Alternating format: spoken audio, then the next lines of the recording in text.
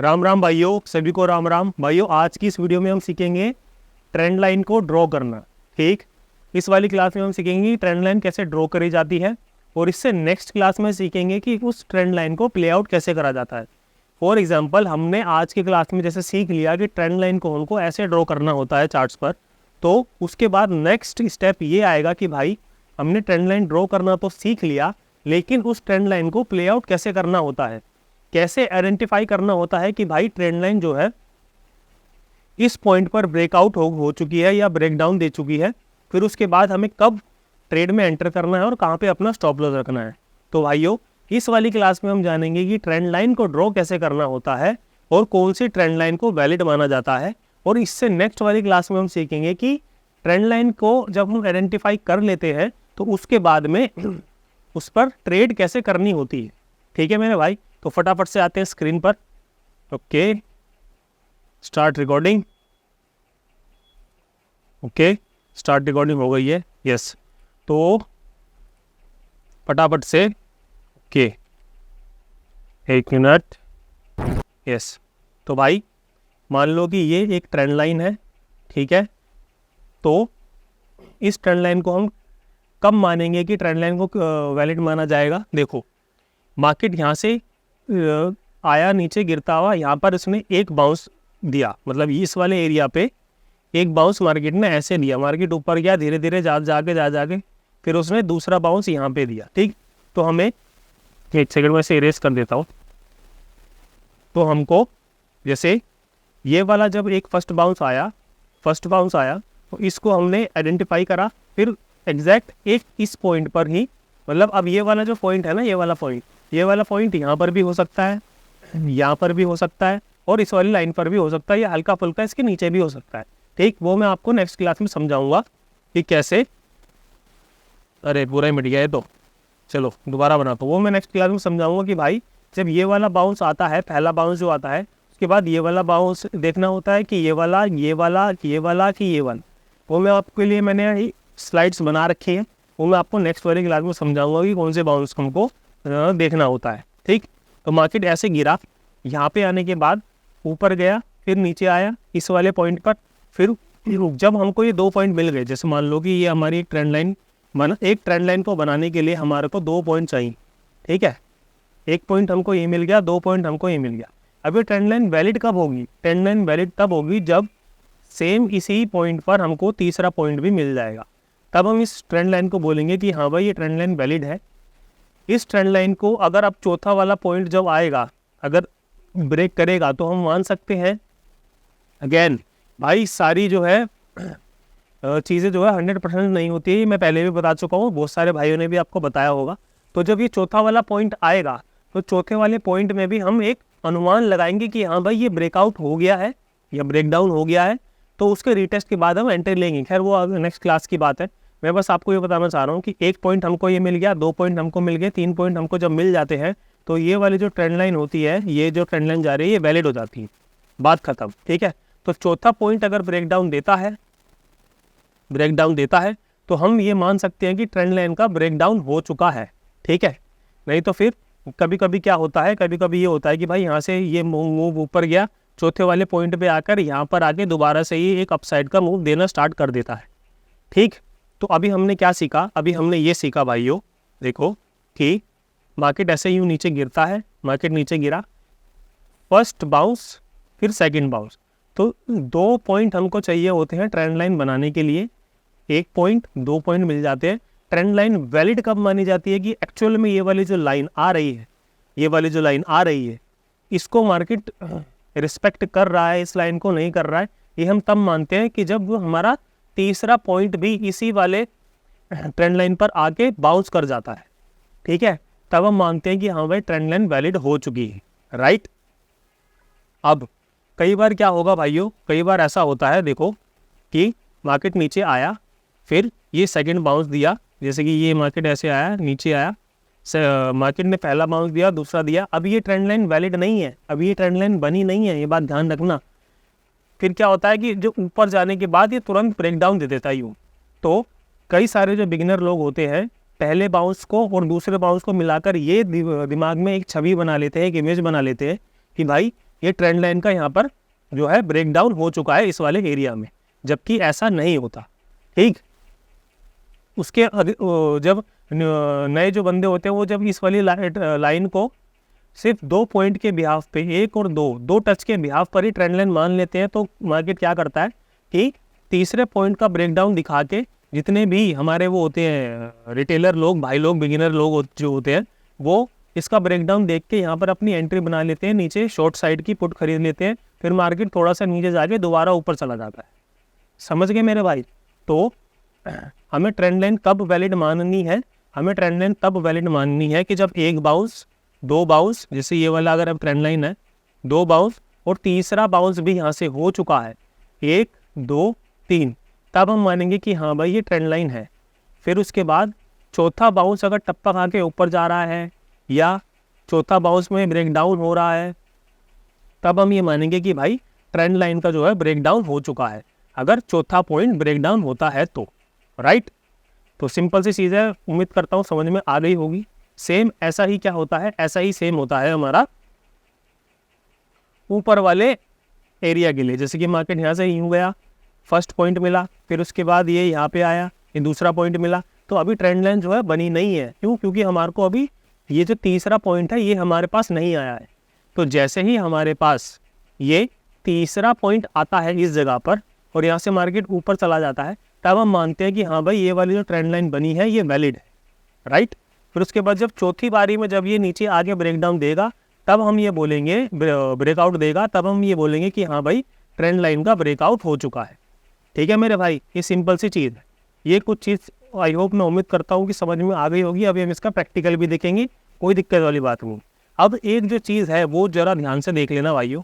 क्या होता है कि मान लो ये ट्रेंड लाइन है, मार्केट यहाँ से नीचे आया, यहाँ से टप्पा खाया, फिर उसके बाद मार्केट यहाँ से ऊपर गया। अब मान लो यहाँ पे मैं अगर कैंडल बना दूँ, एक कैंडल बनी, मार्केट यहाँ से नीचे आया, ये मार्केट ने एक टच दे दिया यहाँ पे। ठीक है, एक टच देने के बाद कई लोगों को क्या कन्फ्यूजन होती है कि भाई यहाँ पर तो यहाँ पर ये दूसरा टच मिल गया, तो 1 टच, 2 टच, 3 टच, चलो जी ट्रेंड लाइन बन गई।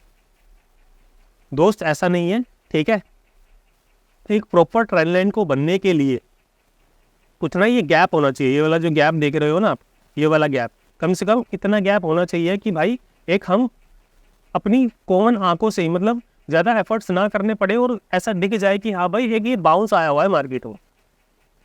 समझ गए? ये नहीं कि भाई यहाँ से ये मार्केट ऐसे ऐसे, मैं कैंडल बनाता हूँ छोटे छोटे, चलो कोई नहीं, ये मार्केट ऐसे ऐसे ये दिखा रहा है। ठीक है, यहाँ पे आके एक इस ट्रेंड लाइन पे एक टच ये मिल गया, फिर दूसरा टच भाइयों ये मिल गया, फिर तीसरा टच ये मिल गया, तो क्या हुआ भाई? फिर तो यही कई जो नए लोग होते हैं वो यही सोचते हैं कि, एक सेकंड मैं यहाँ पे इसको प्रॉपर बना ही देता हूँ। फिर भाई लोग क्या सोचते हैं कि भाई 1 टच मिल गया, 2 टच मिल गया, 3 टच, 4 टच, 5 टच। भाई ये वाली ट्रेंड लाइन तो इतनी स्ट्रॉन्ग है कि 5 बार मार्केट ने आके यहाँ पर 5 बार मार्केट ने आकर यहाँ पर टेस्ट दे दिया, ट्रेंड लाइन ब्रेक ही नहीं हो रही। बहुत सपोर्टिव, बहुत स्ट्रॉन्ग ट्रेंड लाइन है भाई, वो ऐसा नहीं है। ठीक है, हमेशा ध्यान रखना कि जब भी एक बाउंस, ये वाला बाउंस से लेके दूसरा बाउंस जब आएगा तो गैप होना चाहिए उसके अंदर। ठीक है, ये नहीं कि कैंडलें एक के बाद एक बनी जा रही है और तुम उसी को टच माने जा रहे हो, ये सब गलत है। ठीक है, इनको ट्रेंड लाइन के अंदर कंसीडर मत करना। वहाँ पर क्या हो रहा है, यहाँ पर बस एक ही सपोर्ट सा बना, यहाँ पर बस थोड़ी ट्रेडिंग हो रही है, मार्केट कंफ्यूज है कि यहाँ से ऊपर जाए नीचे जाए, तो ये सिर्फ कन्फ्यूजन क्रिएट कर रहा है। ठीक है, जैसे ही टच के बाद में 1 कैंडल, 2 कैंडल, 3 कैंडल बनने लग जाए तो उसको तुम ये नहीं मानोगे कि ट्रेंड लाइन के ऊपर ये तीसरा टच हो गया, चौथा टच हो गया, 5वां टच हो गया। नहीं, ये तीसरे टच के अंदर ही आएगा। फिर यहाँ पे 3-4 कैंडल बनाने के बाद मार्केट फिर ऊपर जाता है, नीचे जाएगा, तो यहाँ पर हमारा चौथा टच कहलाएगा। ठीक है दोस्त, अब उम्मीद करता हूँ कि आपको समझ में आ गया होगा कि जब भी हम ट्रेंड लाइन ड्रॉ करते हैं, ये जो पहला बाउंस हुआ, फिर दूसरा बाउंस हुआ, हमको पहला और दूसरा बाउंस चाहिए होता है ट्रेंड लाइन ड्रॉ करने के लिए। ध्यान रखना, 2 टच चाहिए, 2 बाउंस चाहिए ये ट्रेंड लाइन को ड्रॉ करने के लिए, और तीसरा जो टच होगा वो बताएगा कि ट्रेंड लाइन वैलिड है कि नहीं। ठीक, तो यहाँ पर जब दोबारा मार्केट ऊपर जाता है और नीचे जाता है, तो तीसरे टच से बाउंस होता है तो ट्रेंड लाइन को हम वैलिड मानेंगे। फिर उसके बाद अब अगर चौथे टच में ब्रेक डाउन देता है तब हम मानेंगे कि ट्रेंड लाइन ब्रेक हो चुकी है। ठीक है, अगर ध्यान रखना, मार्केट नीचे आया, फर्स्ट बाउंस, फिर उसके बाद मार्केट ऊपर गया, दूसरा बाउंस, तो अभी ट्रेंड लाइन हमारी वैलिड नहीं हुई है, बस ट्रेंड लाइन ड्रॉ हुई है इस वाले केस में। और अगर वो तीसरे टच में ऐसे ब्रेक डाउन दे देती तो भाई ये ट्रेंड लाइन बनी ही नहीं है। ये जो 2 पॉइंट आए ना, ट्रेंड लाइन बनी ही नहीं है। ट्रेंड लाइन बनेगी तब जब 1 2 3 टच हमको मिलेंगे, ठीक है, तब ट्रेंड लाइन को हम वैलिड मानेंगे। 1 और 2 टच के बाद तीसरे टच में अगर market trend line break down हो जाती है, मतलब ट्रेंड लाइन टूट जाती है, तो हम उस ट्रेंड लाइन को वैलिड ट्रेंड लाइन नहीं मानेंगे। इस वाले केस में क्या होता है, इस वाले केस में मार्केट दोबारा ऊपर रिवर्सल कर जाता है और स्टॉप लॉस हिट करके ये वाले मार्केट फिर ऊपर ही ऊपर चला जाता है, ऊपर ही ऊपर जाने की ज़्यादा संभावनाएं होती है। ठीक है मेरे भाई, चलो जी, अभी इतना सारा ज्ञान दे दिया भाई ने, आपको समझ में आ गया होगा कि ट्रेंड लाइन कैसे देखनी है। नीचे वाले केस में भी सेम था, 1 टच 2 टच। अभी हमारी ट्रेंड लाइन ड्रॉ हुई है, ट्रेंड लाइन वैलिड नहीं हुई है। ट्रेंड लाइन वैलिड कब होगी, जब ये तीसरे टच में या तो ऊपर जाएगी तब जाकर ये ट्रेंड लाइन वैलिड होगी। फिर चौथे टच में अगर ब्रेकआउट देगी तब हम मानेंगे कि हाँ भाई ट्रेंड लाइन का ब्रेकआउट हो चुका है। फिर टच के बाद एंट्री खैर वो तो बाद में बताऊंगा। बस अभी आप इतना सीख लो कि भाई ट्रेंड लाइन को हमने ड्रॉ कैसे करा है। अब कुछ प्रैक्टिकल एग्जाम्पल देख लेते हैं जिससे आपको समझने में थोड़ी आसानी हो। ठीक है, ये देखो भाई, पहला एग्जाम्पल, यहाँ से ही एक बाउंस आया, फिर उसके बाद आप देखो जो मैं आपको समझा रहा था ना वो पहली वाली ही इमेज में मेरे को मिल गया। ठीक है, ये देखो, मैं इसको थोड़ा सा जूम करूँ। ठीक है, ये देखो, मैं अभी क्या कह रहा था कि भाई पहला बाउंस, फिर ये वाली जो रेड वाली कैंडल बनी है यहाँ पे ट्रेंड लाइन को इसने छुआ है। ठीक, ट्रेंड लाइन को छूने के बाद यहाँ पे ग्रीन वाली कैंडल ने भी ट्रेंड लाइन को छुआ है। तो भाई कई लोग ये समझने लग जाते हैं कि एक बाउंस, फिर ये 2 बाउंस और ये तीसरा बाउंस भी इसी कैंडल में हो गया। भाई ऐसा नहीं है, कुछ गैप देखना पड़ता है। ठीक है, ये जो गैप दिख रहे हैं ना, ये गैप दिखते हैं वो इतने बिना एफर्ट्स के दिखाई देने लग जाते हैं। ठीक, तो इतना घुस के नहीं देखना होता कि भैया यहाँ पर एक बाउंस, इस कैंडल ने दूसरा बाउंस दे दिया, ऐसे तीसरा, चलो जी ट्रेंड लाइन वैलिड होगी। नहीं भाई, ऐसा नहीं है। ठीक है, चलो अब तो हमको यहाँ पर एक बाउंस देखा, ये 1 बाउंस, ये 2 बाउंस, फिर 3 बाउंस, ये ट्रेंड लाइन हमारी वैलिड हो गई। वैलिड हो गई का मतलब क्या है कि इसका मतलब ये है कि अगर अब ये ट्रेंड लाइन टूटेगी तो फिर उसके बाद नीचे जाने की मार्केट की संभावना ज़्यादा है। That's it. अभी आप बस ट्रेंड लाइन को जानना, देखना, समझना सीखो, खुद की बैक टेस्टिंग करना सीखो, फिर उसके बाद आपको खुद ब खुद समझ में चीज़ें आने लग जाएगी। ओके जी, ये 1 बाउंस, ऑलमोस्ट 2 बाउंस, फिर उसके बाद तीसरा बाउंस, और फिर उसके बाद ये जब चौथा बाउंस आया तो मार्केट कितनी तेज़ी से ऊपर गया। ठीक है, 1 बाउंस, 2 बाउंस, 3 बाउंस, चौथा बाउंस, 5वें बाउंस में, मतलब 5वें टच में जब मार्केट ने ब्रेकआउट दिया तो ऐसा ब्रेकआउट दिया मार्केट ऊपर ही ऊपर। ठीक है दोस्त, चलो जी, अब आते हैं नेक्स्ट पे। तो यहाँ पर हम इसको कंसिडर करेंगे फर्स्ट, 1 2 3, ऑलमोस्ट 3, टच नहीं है लेकिन ऑलमोस्ट 3, 4, 5वें बाउंस में मार्केट ऊपर गया, टच दिया ऊपर। ठीक है दोस्त, चलो जी। अब कई लोगों को कन्फ्यूजन हो रही होगी कि भाई इस वाले को गिने ना गिने। वो भाई तुम्हारे ऊपर है, गिनो ना गिनो। मेरे लिए तो बस ये वाला 1 हो गया, ये 2 हो गया, ये 3 हो गया, ये 4 हो गया। तो 1 2 3 4, 5वें बाउंस में मार्केट ने ब्रेकआउट दिया है और फिर उसके बाद मार्केट ऊपर चला गया। ठीक, मैं आपको अब ये समझाने की कोशिश कर रहा हूँ इस वीडियो में कि भाई ट्रेंड लाइन को ड्रॉ कैसे करना है, कब मानना है कि ट्रेंड लाइन वैलिड हो चुकी है, कब ये मानना है कि ट्रेंड लाइन अभी बन रही है, और कब ये मानना है कि ब्रेकआउट कब हुआ है या ब्रेकडाउन कब हुआ है। ठीक है दोस्त, चलो अब यहाँ से पहला बाउंस, फिर दूसरा, फिर तीसरे में थोड़ा सपोर्ट बनाया, फिर उसके बाद यहाँ पर जिन लोगों ने ट्रेंड लाइन को ब्रेकडाउन देने के बाद ऐसा लिट करे, फिर उसके बाद नीचे, तो भाई ऐसा लिट भी होते हैं। सारी चीज़ें जो हैं वो 100% नहीं होती है, ये बात मैं आपको पहले भी बता चुका हूँ। ठीक है, खैर इसको प्ले आउट कैसे करना है ये वाली चीज़ें मैं आपको बताऊँगा नेक्स्ट वीडियो में। अभी इस वाली वीडियो में सिर्फ हम ये देख रहे हैं कि 1 2 3 ये ट्रेंड लाइन वैलिड हो चुकी है, और ये 4। ठीक, जब 3 टप्पे हमको मिलते हैं तो ट्रेंड लाइन वैलिड हो जाती है। चौथे टप्पे में पता चलता है कि ब्रेक डाउन होगा या मार्केट यहाँ से सपोर्ट लेगा। क्लियर है, चलो जी नेक्स्ट, ये 1 2, फिर तीसरा टप्पा ब्रेक डाउन, रिटेस्ट, फिर नीचे। तो 1 2 3 यहाँ पर हमारी ट्रेंड लाइन जो है वैलिड हो चुकी है। 1 2 3, 3 बाउंस हमको मिल गए हैं, अच्छे गैप पे मिले हैं, तो हमारी यहाँ पर ट्रेंड लाइन वैलिड हो चुकी है। अगर इसका ब्रेक डाउन देगा तो हम ट्रेड बना सकते हैं। ट्रेड कैसे बनाएंगे ये मैं आपको नेक्स्ट वीडियो में समझाऊंगा। अभी बस आप 3 पॉइंट देखना शुरू करो कि कौन से 3 पॉइंट मैंने ड्रॉ कर रखे हैं। 1 2 मतलब 1 2 3 ट्रेंड लाइन वैलिड हो चुकी है, चौथे में ब्रेकडाउन दिया है तो मार्केट ने टारगेट भी अच्छे दिए हैं। ओके, अब यहाँ पे देखो, 1 ये घूम के आया, 2 ये 3 मतलब 1 2 3, यहाँ पर हमको ऑलमोस्ट 3 टप्पे मिल चुके हैं। लेकिन थोड़ी सी अगर कन्फ्यूजन हो रही है तो इस वाले को इग्नोर कर दो। 1 2 मतलब 1 2 3 ये ट्रेंड लाइन जो है वैलिड हो चुकी है, हम अपना ट्रेड बना सकते हैं ब्रेकडाउन ब्रेकआउट अपने स्टॉप लॉस के साथ में। 1 टप्पा फिर ये मतलब 1 2 3, हमको 3 पॉइंट मिले हैं, मार्केट ने ब्रेकआउट दिया है और अच्छा टारगेट अचीव करा है। ओके जी, 1 टप्पा, 1 बाउंस, 2 बाउंस, 3 बाउंस, 4 बाउंस, फिर 5वें। भाई देख रहे हो 1 2 3 4 5, छठे पॉइंट में मार्केट ने ब्रेकडाउन दिया है और फिर उसके बाद अच्छे टारगेट्स दिए। तो ये वाली जो चीज़ें हैं ना भाइयों कि ट्रेंड लाइन को हमको कैसे देखना है, ये बहुत इंपॉर्टेंट रोल प्ले आउट करती है हमारे ट्रेडिंग में। क्योंकि भाई ट्रेंड लाइन जो होती है वो अमूमन बनती ही रहती है, बस इनको हमको कैप्चर करना आना चाहिए कैंडल स्टिक्स की नॉलेज के साथ में, तो हम अच्छे से अपना ट्रेड बना सकते हैं। ठीक है दोस्त, 1 बाउंस फिर नीचे से है 2 3, ये तो कितने बाउंस हो गए, 1 2 3 4, 5वें बाउंस में मार्केट ने अपसाइड का मूव दिया है। ओके जी,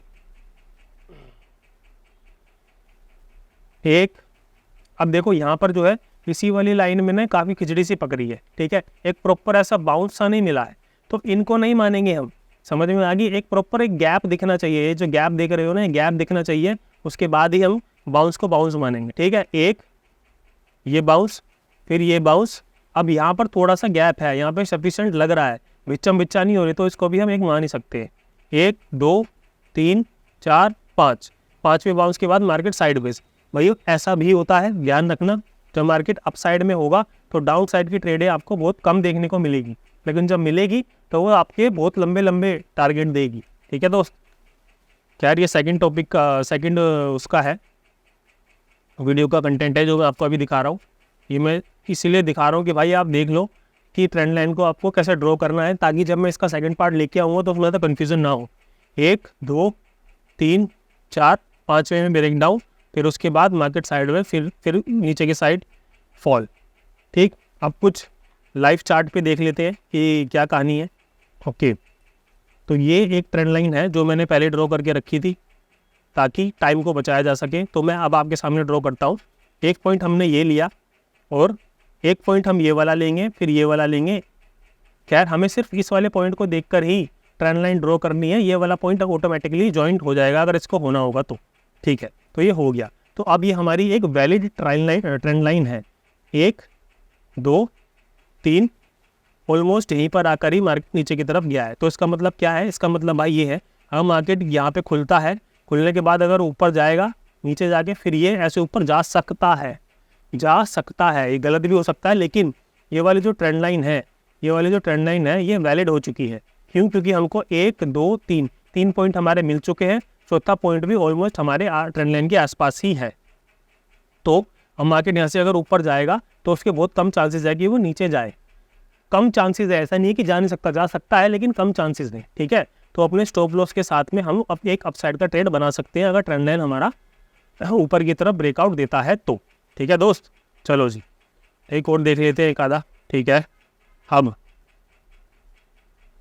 एक ट्रेंड लाइन यहाँ पर मैं बनाता हूँ जिससे आपको थोड़ी हेल्प हो जाए समझने में, देखने में। ठीक है दोस्त, चलो जी, तो मैं इस वाले एक पॉइंट को जोड़ता हूँ और इस वाले पॉइंट को एक मैं जोड़ने की कोशिश करता हूँ ऐसे। ठीक है, तो थोड़ा बहुत हल्का फुल्का फ़र्क होता है, बिल्कुल एग्जैक्ट मत लेके बैठ जाना। ठीक है भाइयों, तो यहाँ पर अरे ऊपर वाला पॉइंट तो जुड़ा ही नहीं, एक सेकेंड मैं इसको अच्छे से बनाने की कोशिश करता हूँ। ठीक है, ठीक है, चलो अब बिल्कुल हमने एज से एज मिला लिए। तो ये एक बाउंस, ऑलमोस्ट 2 बाउंस, फिर 3 बाउंस, फिर 4 बाउंस, फिर 5 बाउंस। देखो भाई 1 2 3 4 5 छः बार इस ट्रेंड लाइन को इसने टच करा है, इस मार्केट ने इस लाइन को टच करा है, फिर उसके बाद 7वीं बार ब्रेकआउट दिया है। तो कितना शानदार ब्रेकआउट दिया है, रीटेस्ट का भी मौका नहीं दिया है। ठीक है भाइयों, तो इन सब चीज़ों को थोड़ा ध्यान रखना। अब सेम ऐसे ही हमारी ये वाली ट्रेंड लाइन है, इसने 1 2 3, यहाँ पर इस ट्रेंड लाइन को हम वैलिड बोलेंगे। क्यों? क्योंकि हमारे को 1 2 3 टप्पे मिल चुके हैं, फिर उसके बाद मार्केट ने नीचे की तरफ हमारे को 1:1 का टारगेट आराम से अचीव करवाया है। ठीक है दोस्त, तो ये कुछ थे। आज वीडियो तो और लंबी भी बन सकती है, पर फ़ायदा नहीं है कि चीज़ को बार बार रिपीट करने का। आप खुद से बैक टेस्टिंग करना, ठीक, खुद से पता करना कि भाई ट्रेंड लाइन को कैसे बनाया जा सकता है, गिरते हुए मार्केट में, उठते हुए मार्केट में। फिर उसके बाद अपनी डायरी में, कॉपी में नोट डाउन करना, जिससे कि आपको कॉन्फिडेंस आएगा कि हाँ भाई ट्रेंड लाइन मेरे लिए कैसे काम करती है, कैसे काम नहीं करती है, कितनी बार चौथा जो पॉइंट है, चौथा जो बाउंस है, उसके ब्रेकआउट होने के बाद कितनी बार टारगेट मिले हैं, ब्रेकडाउन होने के बाद कितनी बार टारगेट मिले हैं, उनको अपनी कॉपी में लिखना स्टार्ट करो। फिर जो तुमने कैंडल स्टिक, खैर उसके बारे में तो मैं बाद में बात करूँगा अगले वीडियो में कि ट्रेंड लाइन के साथ में कैंडल्स को जोड़कर कैसे ट्रेड लिया जाता है, इसके बारे में मैं आपको सेकंड पार्ट में बताऊँगा। इस वाली क्लास में बस एक यही टॉपिक था कि ट्रेंड लाइन को ड्रॉ कैसे करना है, कब हम मानेंगे कि ट्रेंड लाइन वैलिड होती है, और कब हम मानेंगे कि ट्रेंड लाइन का ब्रेकडाउन या ब्रेकआउट कब होता है। उम्मीद करता हूँ इस वाली क्लास में ये वाला टॉपिक आपको अच्छे से क्लियर हो गया होगा। अब आपका काम यह है कि भाई खुद से बैक टेस्टिंग करनी है। कोई से भी इंडेक्स में आप काम करते हो उसमें जाके आप बैक टेस्टिंग करोगे अच्छे से, और उसके ब्रेकडाउन होने के बाद कितने प्रॉफिट टारगेट हिट हुए वो लिखोगे, ब्रेकडाउन होने के बाद कितने एसएल हिट हुए वो लिखोगे, ब्रेकआउट होने के बाद कितने टारगेट हिट हुए वो लिखोगे, ब्रेकआउट होने के बाद कितने एसएल हिट हुए वो लिखोगे। लिखना बहुत ज़्यादा इंपॉर्टेंट है भाइयों, बिना लिख के आप ट्रेडिंग नहीं सीख सकते। चाहे आप कितने ही होशियार हो, चाहे कितने ही अपने आप को पढ़ने का समझते हो, बिना डायरी में नोट डाउन करे आप ट्रेडिंग नहीं सीख सकते। क्योंकि जब तक हम अपनी गलतियों को एक्सेप्ट नहीं करेंगे, उसको लिखेंगे नहीं, तब तक हमारे अंदर कोई इंप्रूवमेंट नहीं आ सकती। तो आज का टॉपिक था ट्रेंड लाइन को ड्रॉ कैसे करना है और कौन सी ट्रेंड लाइन वैलिड होती है, ये हम कैसे पहचाने, आज का टॉपिक था। उम्मीद करता हूँ आपको समझ में आ गया होगा। सब कुछ सही रहा तो मिलेंगे अपने नेक्स्ट वीडियो में, तब तक के लिए सभी को राम राम।